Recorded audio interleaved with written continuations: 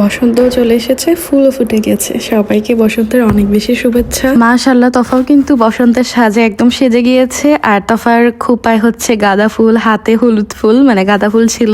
বসন্তের মধ্যে হলুদ যেন হলুদ আর বাসন্তী যেন অনেক বেশি ভালো লাগে।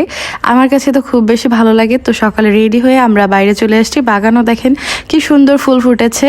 তো আজকে তফাদের স্কুলে একটা প্রোগ্রাম ছিল ফাল্গুনের। তো সবাইকে সিভিল ড্রেস পরে আসতে বলেছিল। এই যে তফার বেস্ট ফ্রেন্ড নোরা ওর জন্য মানে তফার জন্য গিফট নিয়ে আসছে। ও প্রতিদিনই কিছু না কিছু নিয়ে আসে, তফাও কিছু না কিছু নিয়ে যাবে।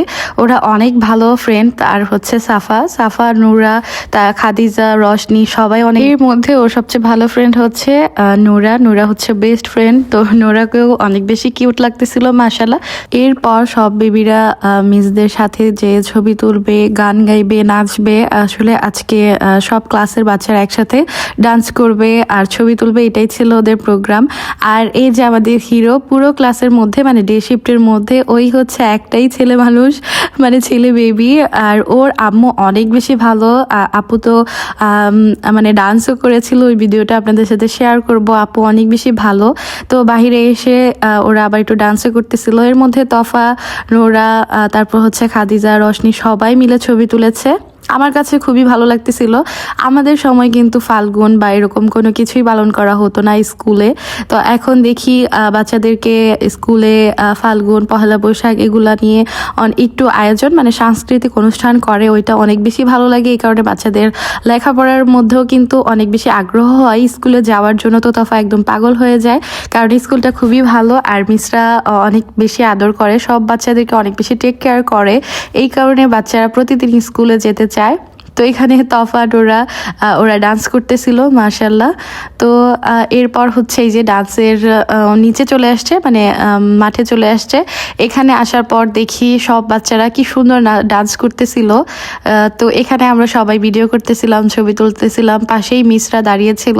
তো একটু পরে ভাবি অনেক সুন্দর করে নাচছিল আর সবাইকে অনেক বেশি সুন্দর লাগছিল মাশাআল্লাহ। এরপর হচ্ছে তফারা সবাই একসাথে ডান্স করেছিল। এই যে তফার হাতের ফুল খুলে ফেলেছে, ওর নাকি হচ্ছিল। আসলে তফা ফুল ওইরকম পছন্দ করে না, যদিও আজকে ফাল্গুন ছিল। ও অনেক সুন্দর করে সেজেছিল মাশাআল্লাহ। তো এই যে দেখেন সাফা, ও পুরো সময় জুড়ে নাচছিল, মানে নাচতে নাচতে মাঝখানে চলে আসছিল। তো এখানে অনেক সুন্দর ফাল্গুনের গান হচ্ছিল। আমি কপিরাইট ইস্যুর জন্য আপনাদের সাথে শেয়ার করতে পারছি না। গানটা দিলে আরো বেশি ভালো লাগতো, পুরো ভিডিওটা অনেক বেশি সুন্দর হতো। তারপর আপনাদের সাথে আমি শেয়ার করছি। তো তফার সাথে সাথে আপু অনেক ডান্স করতেছিল, মানে সব বাচ্চাদের সাথে সাথে আপু অনেক বেশি ভালো।